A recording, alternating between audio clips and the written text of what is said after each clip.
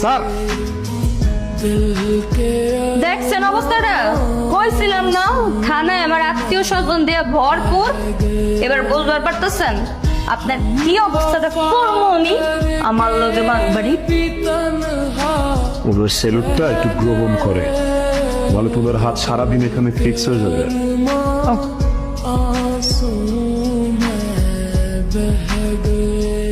কই আমার দুলা ভাই রবিন কই? হ্যাঁ এই যে ধরে লাইছি, আসামি একটা ধরে লয়ে আইছি।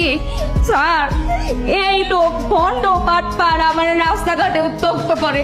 আমার মতো সুন্দরী মেয়ে এই থানায় আইবো কেন? কিন্তু আমার তো কোনো নিরাপত্তা নাই স্যার, আমি গ্রামে চলাফেরা করতে পারি না স্যার। এইসব বদমাশের জন্য আমার উত্তপ্ত করে আমার জীবনটা অতিষ্ঠ করে ফেলছে স্যার। শুধু তো এই রাস্তাঘাটে